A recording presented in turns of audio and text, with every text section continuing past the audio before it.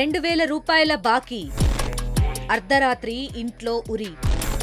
ఇటీవల కాలంలో లోన్ యాప్ల వేధింపులతో ఆత్మహత్యలు జరుగుతూనే ఉన్నాయి. అవసరాల కోసం ఆన్లైన్ యాప్లను ఆశ్రయించిన ఘటనలు కొన్నైతే వారే పిలిచి మరీ లోన్లిచ్చి తర్వాత వేధింపులకు గురి చేసిన ఘటనలు కూడా ఎన్నో ఉన్నాయి. తాజాగా లోన్ యాప్ వేధింపులకు ఓ యువకుడు బలయ్యాడు. పెళ్లైన 40 రోజులకే యువకుడు ఆత్మహత్య చేసుకున్న ఘటన విశాఖ మహారాణిపేట్ పోలీస్ స్టేషన్ పరిధిలో చోటు చేసుకుంది.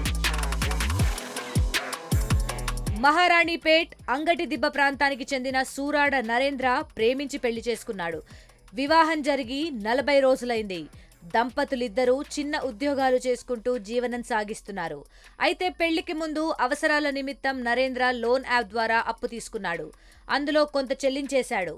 మరో 2,000 మాత్రమే బాకీ ఉంది.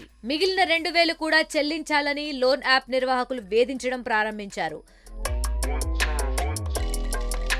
అతడి భార్య ఫోన్కు మార్ఫింగ్ ఫోటోలు పంపి నరేంద్రతో వెంటనే డబ్బులు కట్టించాలని, లేకుంటే మరిన్ని ఫోటోలు పంపిస్తామని బెదిరించారు. దీంతో ఏం జరిగిందని భర్తను నిలదీయగా లోన్ యాప్ వాళ్లకు ఇంకా 2,000 చెల్లించాలని చెప్పాడు. వెంటనే 2,000 తీసుకొచ్చి చెల్లించేశారు.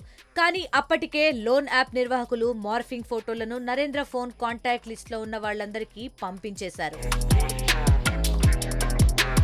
డబ్బులు చెల్లించినప్పటికీ లోన్ యాప్ నిర్వాహకులు చేసిన దారుణాన్ని నరేంద్ర తట్టుకోలేకపోయాడు.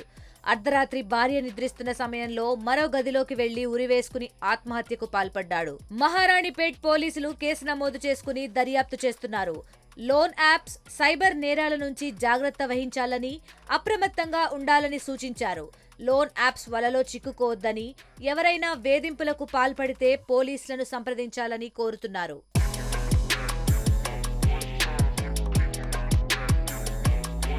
మరిన్ని వీడియోస్ కోసం ఛానల్ ని సబ్స్క్రైబ్ చేయండి. లేటెస్ట్ అప్డేట్స్ కోసం వాట్సాప్ ఛానల్ ని ఫాలో అవ్వండి. ఆ లింక్ డిస్క్రిప్షన్ లో ఉంది.